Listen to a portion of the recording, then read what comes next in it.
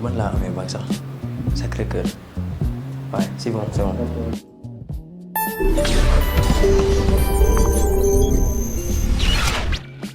Je m'appelle Mohamed Amadouba, je suis coach en programmation et Space Manager à Bakeley School of Technology.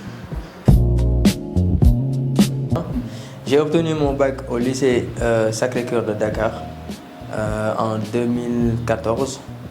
Après, ensuite, j'ai poursuivi mes études supérieures à l'université Amadou Hampâté-Bâ de Dakar. Et j'étais en même temps à la FASEG à l'université Cheikh Anta Diop de Dakar. Mon rôle à Bakeley, c'est de gérer l'espace de Bakeley, en même temps de coordonner tout ce qui est atelier à Bakeley et de coacher également les bakelistes qui sont les étudiants ici à Bakeley en programmation. J'ai rejoint Bakeley parce que en fait, moi je trouve que Bakeley, dans le modèle de Bakeley, je me voyais dedans. Parce qu'avant de venir à Bakeley, j'étais déjà dans le monde éducatif. J'avais une classe où je donnais des cours particuliers à des élèves qui sont en terminale S, première S, jusqu'en classe de 6e. Et voilà, donc le modèle de Bakeley, je me voyais dedans.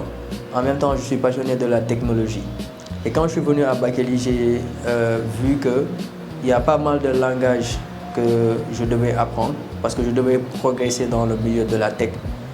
Et c'est ce qui m'a fait que je voulais vraiment progresser dans la tech et aussi faire ma passion qui est le partage. J'ai rejoint Bakeley en 2019 par le biais d'un ami, Prince Koumandofène Diouf, qui m'a suggéré de venir ici pour avoir un stage. Et en 2020, j'ai été coach assistant auprès du directeur général de Bakeley School of Technology. Et c'est à partir de là que l'aventure a commencé jusqu'à maintenant. Ma journée typique à Bakeley, en général, je peux dire que je fais que des journées normales. Quand je viens à Bakeley, j'essaye tout le temps d'avoir un comportement jovial. J'essaye tout le temps de détendre l'atmosphère. Je viens, je souris, je salue tout le monde, je passe dans tous les bureaux, je salue tout le monde. Et ensuite, je descends voir les étudiants, nommés les bakelistes. Je les salue un par un. Et par la suite, voilà, je commence à faire mon travail. Donc j'essaye de coordonner, d'être le plus bon collaborateur, le mieux qu'il soit. Voilà, donc c'est comme ça que je fais ma journée à Bakeley. Il y a des tâches et je m'implique dans tout. Donc je peux dire que je passe des journées normales ici à Bakeley. Je pense que la formation professionnelle ici au Sénégal doit être revue par le ministère de l'Éducation.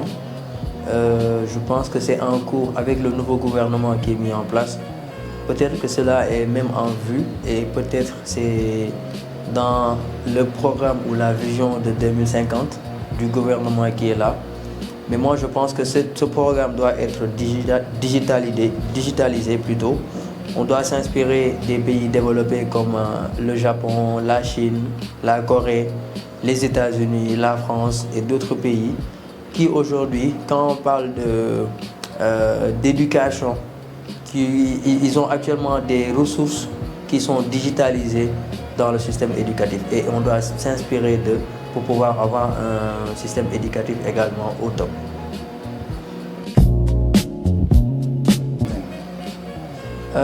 Pour 2025, je pense que l'évolution du numérique va à un niveau exponentiel. J'ai l'habitude de le dire à mes étudiants. L'ère 2025, si aujourd'hui vous êtes un professionnel qui évolue dans le monde de la tech, qu'il soit un professionnel, un étudiant, ne vous dites pas que vous êtes arrivé à un stade où vous ne devez plus apprendre. Vous considérez-vous comme un éternel apprenant parce qu'aujourd'hui, l'ère du numérique en 2025, elle est surtout incarnée et impactée par ce qu'on appelle l'IA. Donc aujourd'hui, je pense qu'il y a deux choses que toute personne qui évolue dans la tech doit apprendre ou évoluer avec. C'est l'IA et tout ce qui est data analyst. Ouais.